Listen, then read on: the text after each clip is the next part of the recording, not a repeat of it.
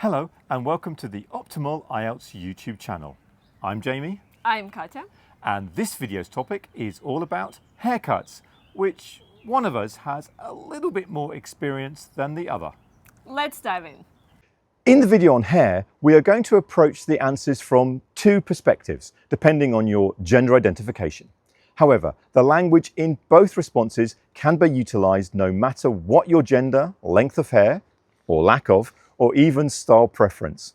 From a permed mullet to a sleek shave, and from luxurious locks to a spiky pixie cut, this video will have you covered, fashionably. Well, I typically have my hair trimmed every other month. However, it's not an image makeover, but rather some subtle changes, like, removing some weight of hair or getting rid of split ends. If I'm inundated with tasks, I might postpone maybe a little longer to let my hair grow out a bit, but generally I prefer maintaining a refined look. Additionally, if I have an appointment on the horizon, such as professional engagement, I can schedule a trim to give my look a fresh update just in time, or just to ensure that I look well groomed.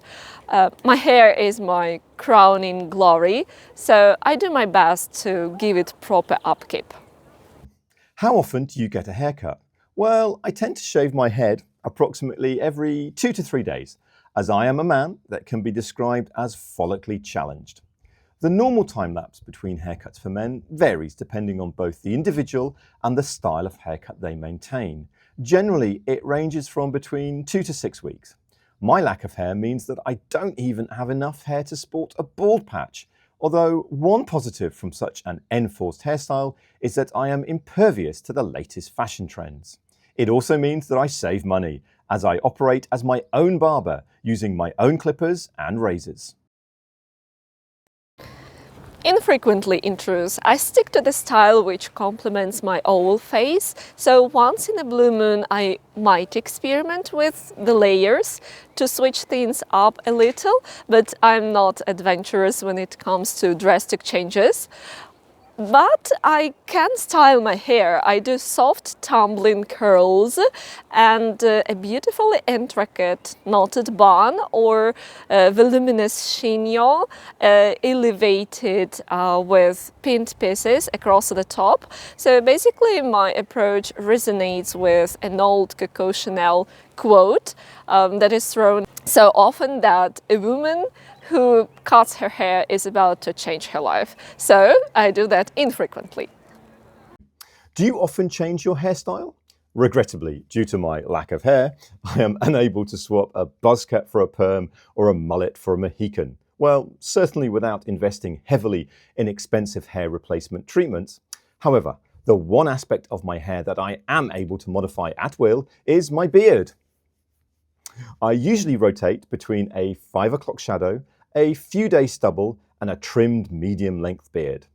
I have also worn a goatee beard, a circle beard, a ducktail beard, and in my more youthful days, a soul patch strip. I have yet to grow a Verdi beard though. Oh, definitely. It feels like a treat. I find the whole experience quite relaxing, especially when they wash your hair and give you a little head massage. You look snazzy, it's refreshing, it's liberating, and it gives you an air of confidence. I need to give credit to my stylist who works miracles. She turns my, at times, dry and brittle hair into smooth, good-looking, healthy-looking, gleaming with a lustrous glow. And what is just jaw-dropping is that she manages to tame my frizzy hair without any hairstyling sprays, pomade, or the like, to say nothing about small talk. 3. Do you enjoy going to the barbershop? In truth, I was never keen on attending a barbershop. I was always a little worried that the barber may be careless and nick either my head or, more worryingly, my neck when I was plumped in the reclining barber's chair with a thick towel wrapped around my upper torso. However, I did enjoy the hot face towel that at a good barbershop would have a gorgeous scent of vanilla, wood, and other enticing aromas. It was always welcoming to receive a quick neck and scalp massage, especially when the barber performed a skillful technique. Looking back, I didn't have much say in my haircuts till the age of 4 or so. I had a tight haircut because it required just less upkeep. And since then, I would make a storm in a teacup once there were discussions about me having a short haircut, probably something like a no-fuss bob. So my parents tried to let the sleeping dog lie and changed my parting or trimmed the fringe, and that is basically it. My mom would plait my hair and braid a ponytail, or just let my hair hang down in ringlets. 4. What kind of haircuts did you get as a kid? You are trying to make me have nightmares. When I was very young, my mother used to cut my hair using the old-fashioned technique of placing a small bowl on your head and cutting around. Let's just say that my fringe was like a jagged line that more resembled the top of the Alps than a stylish boy's haircut. Usually, I used to get quite short haircuts though, with electronic hair clippers on level 2 for a very close cut on my back and sides. Sadly, those halcyon days of haircuts are a long distance memory.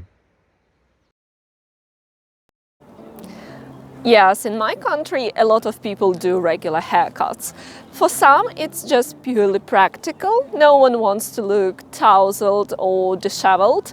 But for others, especially for those who are fashion forward, it's definitely tied to a sense of vanity and personal styles. They realize your hair can speak volumes about you, so looking polished and trendy is important to many. They visit hair salons frequently to stay up to date with the latest cuts and colors. And overall, hair has become a big part of how people express themselves. So even if it's just adding a touch of red or any other color to a strand of hair, still people go to a salon. Do people in your country get a lot of haircuts? I don't think it really differs much from most countries. Men on average visit hair saloons less frequently than women. Also, I think that men's visits to the barbers is more of a functionary process. By this, I mean that we tend to go because we feel that our hair has grown too long and we need a cut, not because we want to feel pampered. Also, there is a reduced number of styles that men have in comparison to women, so the need to visit a barber or salon and have our hair attended to regularly is not as great. Yes, but luckily it was far away from being a disaster. A few years ago I asked for blunt bangs, but I got an uneven fringe. It wasn't the one I asked for by any stretch of the imagination, so I felt my money went down the plug hole. I just witnessed my mom going through experimenting with styles, and last time she asked for soft layers, but the hairdresser cut way too much off and gave her something that looked like a choppy mullet. They completely botched her hairstyle, so I just prefer to play it safe. Have you ever had a haircut that you didn't like? Oh yes. When my mother used to cut my hair to save a few pennies when I was small, and my fringe looked like a blindfolded Frankenstein's monster had tried to cut my hair. I went to school and my friends all mocked me for such a horrible fringe. It was such a terrible haircut. Sorry, Mum. When I was an undergraduate at university, the football team members all promised that we would get Mohican cuts if we won the tournament, which nobody thought we would. So I did have a semi-Mohican cut, which also had a red tinge. Thankfully, there is no remaining photographic evidence, I think. I remember that when I was in school, there was a craze for having letters, lines, or images shaved cut into your hair, but this always seemed a little too cool for me. Thankfully, I have never grown a mullet or styled a quiff or a terrible type of moustache like a walrus or handlebar, although I suppose there is still time. I've definitely given it a thought as I'm starting to have grey hair. Well, wisdom highlights. I've never dyed my hair a completely different color, but I'm curious to see how it'd look with something like caramel balayage or chocolate brown hues or mocha colored strands or even deep burgundy. That said, I'd probably go for something temporary first, just to see if it suits me before making a big commitment. Would you like to change your hair colour? Yes, but only for some type of celebration. If my favourite football team reached the Champions League final again, sadly this seems a distant dream currently, then I would dye my beard red, white and black. Or perhaps if England reached a men's football World Cup final again, an even less likely occurrence, then I could be persuaded to dye my beard red and white. I could also be tempted to dye one eyebrow red and the other white. Although it might be easier just to buy face paint and lay out the St. George's Cross on my shaved head. One more advantage of not being hirsute. Okay, I'm going to eat this cake now before the rain completely demolishes it. Thank you for watching the Optimal IELTS YouTube channel. Please subscribe to our channel and click the like button.